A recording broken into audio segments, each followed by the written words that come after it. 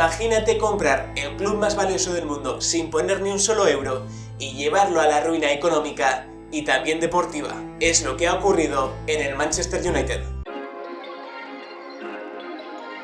Historias del deporte.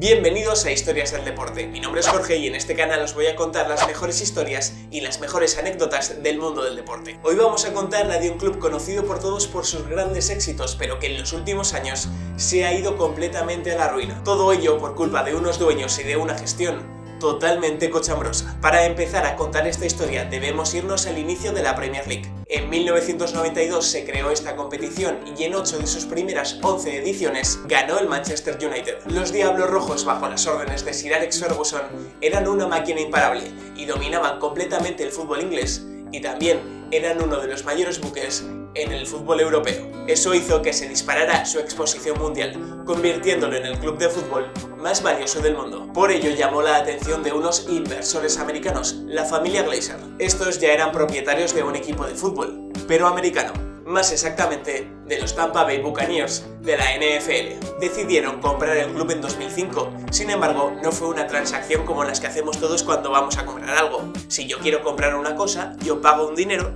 y entonces me dan esa cosa. Pero ellos no, negociaron para que el propio Manchester United pagara a su anterior dueño. Es decir, con los beneficios que iba a generar el Manchester United en los siguientes años, sería con lo que iban a pagar la transacción. Por tanto, había una cosa que estaba clara: los primeros años de los Glazers al mandato del Manchester United se iban a centrar en sacar beneficio económico. Aún así, como Ferguson seguía al frente del equipo y era quien tomaba las decisiones deportivas, al equipo les seguía yendo bien. Volvieron a ganar 3 veces la Premier League de forma consecutiva e incluso ganaron la Champions de 2008 con un gran Cristiano Ronaldo. Pero claro, lo que había que hacer aquí para los Glazers era sacar beneficio económico de toda esta situación. ¿Y qué hicieron? Pues vender a su principal estrella, que era el que más valía. O sea, vendieron a Cristiano Ronaldo por 100 millones de euros. Y por si alguno tenía la duda, no lo reinvirtieron en más fichajes. Es más, no se gastaron prácticamente nada. Ese año su fichaje estrella fue Antonio Valencia,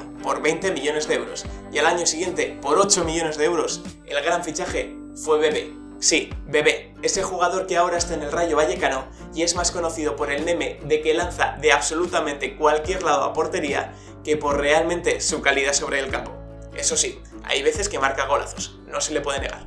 Aún con esta situación, Ferguson hacía milagros. Había conseguido mantener a un gran núcleo de ese Manchester United hipercampeón y dominante, lo que le llevó a otra final de la Champions que perdieron contra el mejor Barça de la historia y también a volver a ganar la Premier League. Aunque las tornas estaban cambiando, otros equipos ingleses estaban invirtiendo bien su dinero e iban creciendo. Llegaban también los petrodólares de Dubái a su hermano pequeño, por aquel entonces que era el Manchester City, y eso igualaba las cosas. De hecho, en el año 2012 vio cómo ese hermano pequeño les quitaba la liga en el último minuto. Un Ferguson ya mayor no se podía ir perdiendo una liga así que decidió seguir una temporada más al frente del Manchester United.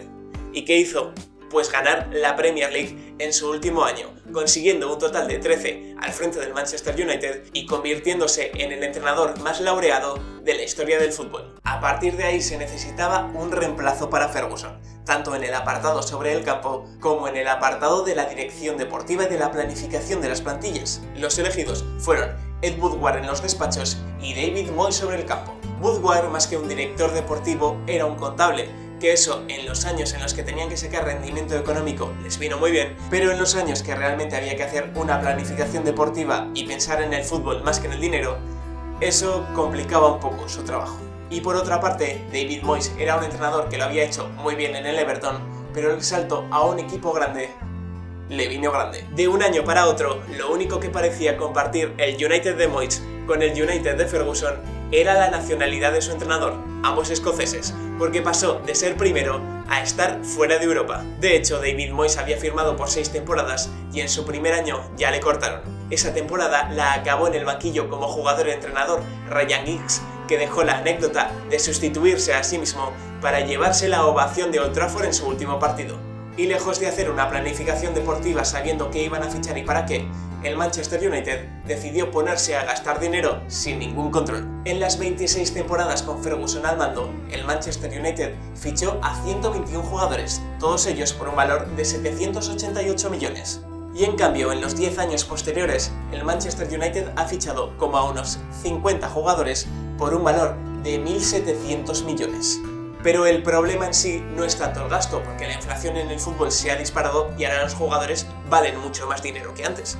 El problema es el beneficio neto que obtienen con ellos. Y ahí, el Manchester United es el peor equipo del mundo. En la última década, los Diablos Rojos de esos 1.700 millones apenas han recibido beneficio, generando unas pérdidas de 1.300 millones de euros. Un claro ejemplo de lo mal que se ha movido el United en esta última década en el mercado es Paul Pogba, un jugador que era suyo, que lo habían fichado para la cantera, pero a la hora de dar el salto al primer equipo parecía no convencer a los entrenadores. De ahí que se fuera libre a la Juventus por 0 euros.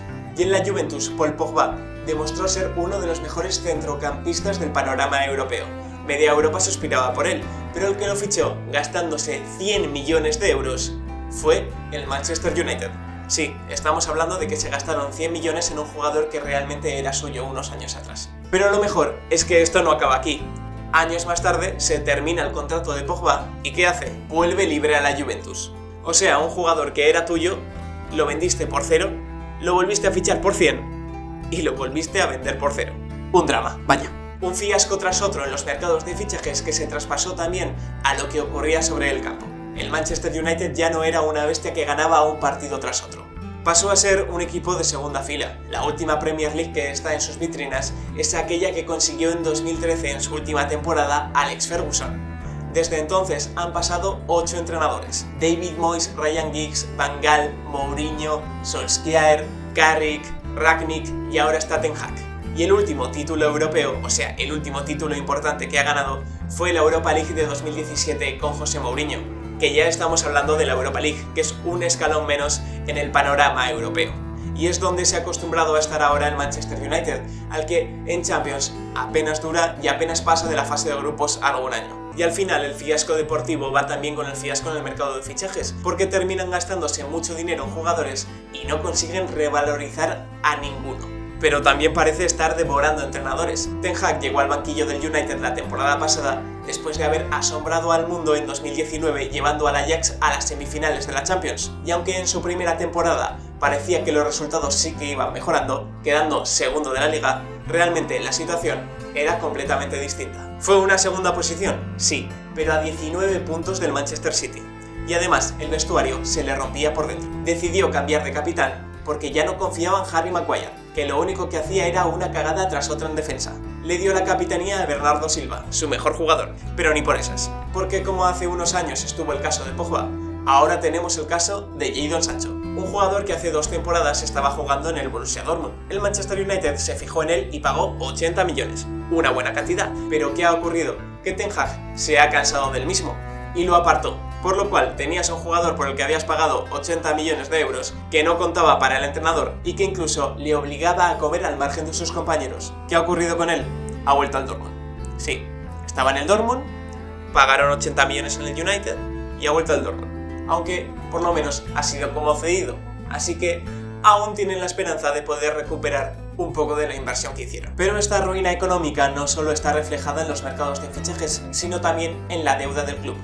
Los Glazers han llevado al Manchester United a tener una deuda de 600 millones de euros. De ahí que el año pasado pusieran el club en venta. Esperaban sacar una cantidad de 6.000 millones de euros, que siendo que el club les salió gratis, pues no está mal el beneficio de 6.000 millones de euros, literalmente. Pero ¿qué pasa? Que ningún comprador estaba dispuesto a ofrecer tanto dinero por un club que iba a la deriva. Ahí apareció la figura de Jim Ratcliffe, que no es el de Harry Potter, ese es Daniel Radcliffe. Jim Ratcliffe es el CEO de Ineos, una de las compañías químicas más importantes del mundo. Pero lo más importante es que es un chaval de Manchester y del United, que ha decidido comprar el 25% de las acciones de los Glazers por 300 millones de euros. No ha conseguido comprar todo el Manchester United, que era lo que él quería, pero sí ha conseguido una cosa muy importante, que los Glazers le den el control de la parte deportiva. Así por lo menos puede intentar salvar al United de seguir haciendo el ridículo. Porque esos Diablos Rojos que imponían respeto y asustaban a Europa, ahora ya no dan miedo a nadie. Y en su estadio, Old Trafford, conocido como el Teatro de los Sueños,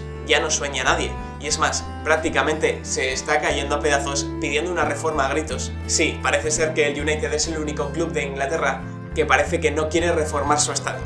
Veremos si Ratcliffe consigue frenar la caída del United y simplemente era un gigante que se ha quedado dormido durante 10 años. Y hasta aquí el vídeo de hoy. Si te ha gustado, dale like. Y por supuesto, si has llegado hasta aquí, agradecería que te suscribieras. Por mi parte, nada más. Nos vemos en la próxima. ¡Hasta pronto!